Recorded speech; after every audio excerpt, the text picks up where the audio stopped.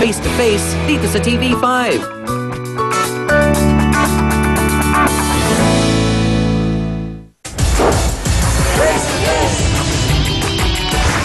Inaari naman daw ni Nicole na siya yung nasa tabi ni Mang Bong. Bakit kasama ka ni Mang Bong sa pagpasada? Ano ka ba sa buhay niya? Kaya pala nawawala yung kumpare ko, nasa iyo. Ganito po yan sa amin. Oo. Ngayon po, nakilala ko po siya sa isang jeep. Oo. Po siya ngayon. Ako po, bumabakay po ako sa kanya. Kita mo? Bumabakay po ako sa kanya. Hindi ko, ngayon, niligawan niya po ako. Hindi niya po sinabi sa akin na may asawa siya. Hindi niya po sinabi sa akin na may kinakasama siya. Kasi mo na yan. So sa mga tuwid, nagsinungaling si Mang Bong. Opo. Okay. Naniwala ka? Matino ka, hindi ka ano sa ganon. Nung nakilala ko po siya, hindi na po ako ni minsan bumabakray. Inupa niya po ako ng bahay. So bakit? Pinagkakakitaan ba yung pagbabakride? Ano ba ang ibig sabihin Nung nun? nagbabakride po ako, nung hindi ko po siya nakilala, kasi po may anak po ako, tsaka Aha. may isa. Ngayon wala po akong asawa. Aha. Kaya po ako bumabakray kung minsan po, hindi naman po lahat ng nagbabakride ay nagpapa... Pag nagbabakride pa, kasi kakalam po sa isang jeep, siyempre bibigyan ka na ng pera o kahit man... Para saan yung pagsama mo? Parang gusto po nila na meron bae na kondok. So, nung nakilala mo si Mang Bong, dati ka nung nagbabakride. Tapos, naging nakabakride mo siya, Opo. tumigil ka na sa Tumigil na po pagbabakride. ako dahil- Bakit? Inupan niya lang po ako ng bahay. Nagsama na kayo Nagsama na po agad-agad. kami. Opo. Niligawan ka niya? Nang isang linggo po and then 2 weeks po. Biro mo? Yun. Aha. Hindi ka ba nagtaka na baka sa edad ni Mang Bong, meron talaga siyang Hindi kinakasama at Hindi nagsinungaling siya doon sa sinabi niyang binata siya?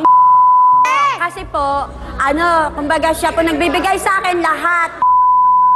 Nakita ko po sa kanya lahat ang tunay na asawa dahil binibigyan niya yung anak ko ng sustento. Kailan mo nalaman na meron pala talaga siyang kinakasama at may Dito mga lang anak? po. Oo. Dito lang po.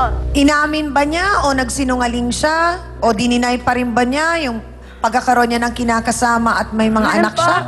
Dininay niya po sa akin nung una, pero ngayon ko lang po nalaman na meron po siya talagang asawa. Ngayon sabi ko, pumili ka sa amin, nangako ka sa akin. Ano bang pinangako niya sa'yo? Hindi mo ko iiwan.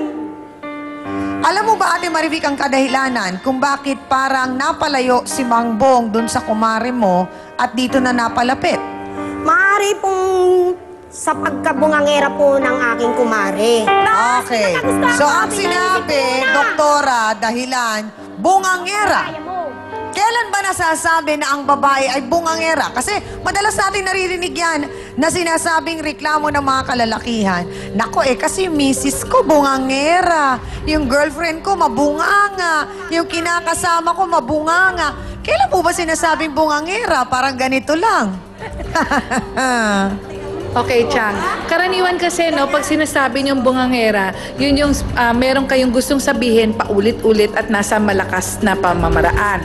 Okay, alam nyo, ang isang tao, ang measurement kasi ng sound, yung tinatawag nating decibels. So, ang decibels kasi, ang kakayahan ng tao na makarinig nun ng normal is 120 to 180. Pero sa nakikita kong lakas ng boses nyo, Aling Marivic, nasa 250 yata. Alam nyo, anything na nakakatuliling sa tenga is considered na parang sobra na. So, yun yung sinasabi na bungangera. Pero alam nyo, may mga pagkakataon Paano na yun, makokontrol. doktora? Ako 25 years na akong nag-host. iba So, yun, malakas Chang. na yung boses ko. Bingi na ako eh. Alam niyo, Sa kanila dahil. Iba naman kasi yung paulit-ulit na bagay na meron ka lang gustong ipunto kahit na dapat intindihin. aha. Kasi kung masasabi niya, halimbawa, magsumikap ka, pwede mo na sabihin, magsikap ka, ayusin mo to. Tapos, paano kung katutulog lang ng tao, pagising yun na maririnig? Paano kung yung tao may sakit, yun pa rin ang sasabihin mo? At paulit-ulit, syempre yung tao naman parang hindi na Naliliit na sa sarili niya. Oo. So, habang nagkakaganon, ang feeling ng tao, parang sumusok sobra na yung nadidinig niya palagi at hindi niya kaya na kontrolin yung bibig ng kanyang asawa, chances are, ang iniisip niya, para to get away with yung ganitong klaseng sitwasyon, ay, bungangera talaga, hindi ko na kaya. Oho. Salamat po, Doktora. Hindi ho kaya ang nangyari, Ate Marivic, ay talagang baka naitulak din palayo ni Aling Yoli yung kanyang mister dahil sa, kayo na nga ho nagsabi, sa kakabunganga. Ano po bang madalas binubunganga ni Ate Yoli? Wala naman ho akong na, basta ang noon ho kasi puro hanap buhay lang ho siya. Siguro naman ho, dahil nga ho busy sa paghahanap buhay. Pagkatapos, Nakikita mo malalaki ba? na rin yung mga Nakikita anak. mo ba? Natural, magkapit-bahay kami. At yung makikita. Pero alam ko kung ano nangyayari. Dahil ako ang hinihinga ng sama ng loob eh. Sa akin umiiyak eh. Oh, kaya ako nagagalit ng ganito dahil sa akin umiiyak. Gano'n na ba kayo katagal nagsasama ni Mang Bong? Bago pa lang po, 4 months pa lang po. Oh! 4 na buwan pa lang, mga Siya, ako may kasawsawan. question. Paano ka, Nicole, napapayag na magsama na kayo sa isang bahay na hindi ka pa na ipapakilala sa mga magulang niya, hindi ka pa nadadala sa bahay niya? Paano kang napapayag na sumama agad-agad? Sa jeep Dahil nga po mahal ko siya, na pamahal na po ako sa kanya. Sa 1 linggo na po yun, lahat to, pagmamahal ang pinakita niya sa akin. Sa loob ng 1 linggo, siksik, liglig, puro pagmamahal. bilis. At talagang napamahal ka na. Pamahal na po ako sa kanya. Kayang Hindi na po ako tapatan ni bumitaw B1 sa kanya. yan. Oo, Ng B1. 3 araw lang. Oh, tinan mo?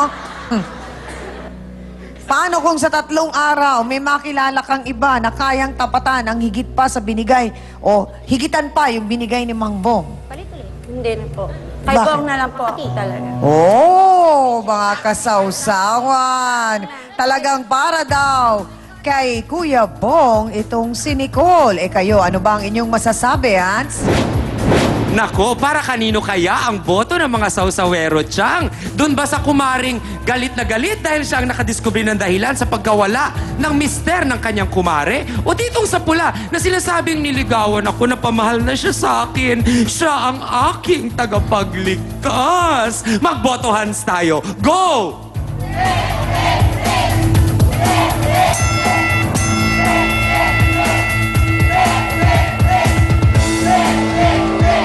Siyang, mukhang hindi kumbinsido ang mga sausawero at sausawera na sa ganon kabilis na oras ay talagang pagmamahal na ang namagitan. Mukhang may iba pa yatang dahilan sa tingin ng ating mga botante. Yan ang ating boto, Hans. Ang nakakalungkot nga dito ay 28 taon daw silang nagsama ni Mang Bong. Kaya naman, masamang-masama talaga ang loob niya dahil bigla na lang itong nawala. At ang masakit pa nga ay nalaman niya na sumama pala ito sa iba na halos kaidaran ng anak nila. Narito po, si Yoli Ulatan. Pasok!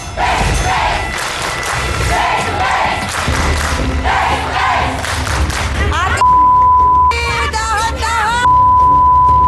Abay, mainit ang damin ni Ate Yoli kay Nicole. Pakikinggan natin ang kanyang kwento. Pakaabangan ninyo, huwag kayong bibitaw. Ito po ang Face to Face.